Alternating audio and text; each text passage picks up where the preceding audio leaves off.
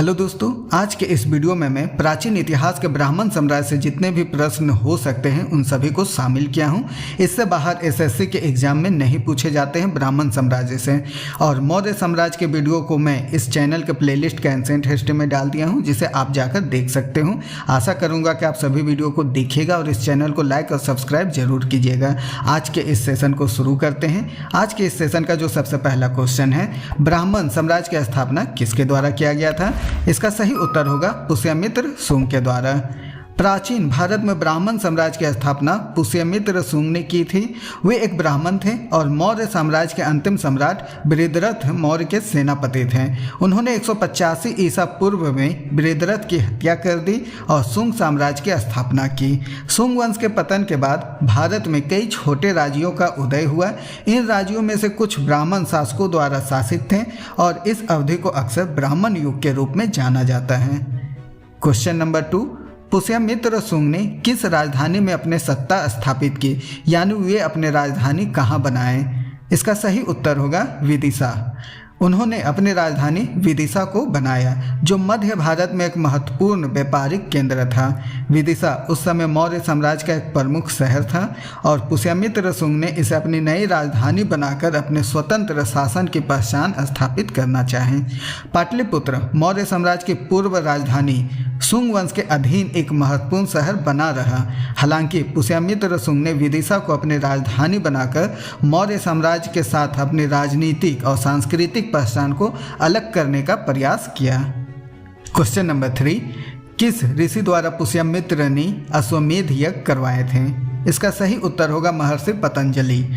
पतंजलि एक महान ऋषि थे जिन्होंने योग सूत्र की रचना की। वे शुंग वंश के राजा पुष्यमित्र के मंत्री थे। पतंजलि के द्वारा आयोजित किए गए अश्वमेध यज्ञ का उल्लेख महाभाष्य में मिलता है। महाभाष्य के अनुसार पतंजलि ने पुष्यमित्र के लिए 2 अश्वमेध यज्ञ करवाए थे। ये इंपॉर्टेंट है, उन्होंने 2 अश्वमेध यज्ञ करवाए थे। पहला अश्वमेध यज्ञ पुष्यमित्र के शासनकाल के शुरुआत में हुआ था और दूसरा अश्वमेध यज्ञ उनके शासनकाल के अंत में हुआ था। पुष्यमित्र शुंग ने किस इंडो यूनानी शासक को पराजित किया? इसका सही उत्तर होगा मिनांडर। पुष्यमित्र शुंग ने इंडो यूनानी शासक मिनांडर को पराजित किया था। मिनांडर ने 165 ईसा पूर्व से 130 ईसा पूर्व तक शासन किया था। वह एक शक्तिशाली राजा थे और उसने भारत के अधिकांश हिस्सों पर अधिकार कर लिए थे। पुष्यमित्र शुंग ने मिनांडर को पराजित करके शुंग साम्राज्य के विस्तार में महत्वपूर्ण भूमिका निभाई। इस विजय ने पुष्यमित्र शुंग को एक शक्तिशाली राजा के रूप में स्थापित किया और उन्हें मौर्य साम्राज्य को पुनर्जीवित करने में मदद की। क्वेश्चन नंबर 5, कौन सा स्तूप पुष्यमित्र शुंग ने बनवाया था? इसका सही उत्तर होगा भरहुत स्तूप। पुष्यमित्र शुंग ने भरहुत स्तूप का निर्माण करवाए थे। भरहुत स्तूप मध्य प्रदेश के सागर जिले में स्थित है। यह एक महत्वपूर्ण बौद्ध तीर्थस्थल है और इसमें भगवान बुद्ध की कई मूर्तियां और शिल्प हैं। भरहुत स्तूप का निर्माण पुष्यमित्र शुंग के शासनकाल के दौरान शुरू हुआ था और उनके उत्तराधिकारियों द्वारा पूरा किया गया था। स्तूप का निर्माण ईसा पूर्व 2री शताब्दी में हुआ था। क्वेश्चन नंबर 6, शुंग वंश का अंतिम शासक कौन थे? इसका सही उत्तर होगा देवभूति। शुंग वंश का अंतिम शासक देवभूति थे। वह 73 ईसा पूर्व से 68 ईसा पूर्व तक शासन किए। देवभूति एक कमजोर शासक थे और उसके शासनकाल के दौरान शुंग साम्राज्य का पतन होना शुरू हो गया था।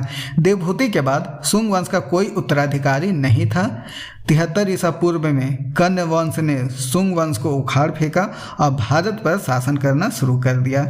शुंग वंश के 10 राजाओं ने 112 वर्षों तक शासन किया। इस अवधि के दौरान उन्होंने भारत की राजनीति और संस्कृति पर महत्वपूर्ण प्रभाव डाला। क्वेश्चन नंबर 7, पुष्यमित्र शुंग के शासन में साहित्य और कला में क्या प्रमुख विकास हुआ? इसका सही उत्तर होगा संस्कृत नाटकों का प्रारंभिक विकास। पुष्यमित्र शुंग के शासनकाल में संस्कृत नाटकों का प्रारंभिक विकास हुआ। इस अवधि के कुछ महत्वपूर्ण नाटककारों में भास, कालिदास और अशोक घोष शामिल हैं। इन नाटकों ने संस्कृत साहित्य और कला को समृद्ध बनाया और भारतीय संस्कृति में महत्वपूर्ण स्थान प्राप्त किया। महाकवि कालिदास का उदय पुष्यमित्र शुंग के शासनकाल के बाद हुआ। बौद्ध जातक कथाओं का संकलन और वैदिक मंत्रों का पुनर्लेखन भी इस अवधि के दौरान हुआ, लेकिन इनमें संस्कृत नाटकों के विकास की तुलना में कम प्रभाव पड़ा। क्वेश्चन नंबर 8, सुंग साम्राज्य के कुछ महत्वपूर्ण शासक कौन थे? इसका सही उत्तर होगा पुष्यमित्र सुंग, अग्निमित्र, वसुमित्र, कौत्सिक पुत्र भागमद्र, भद्रघोष और देवभूति। अग्निमित्र 149 से लेकर 141 ईसा पूर्व तक थे। पुष्यमित्र सुंग के पुत्र थे। उन्होंने अपने पिता की विरासत को जारी रखी और सुंग साम्राज्य के विस्तार को भी जारी रखे। वसुमित्र जो 141 से लेकर 124 ईसा पूर्व तक थे, अग्निमित्र के पुत्र थे।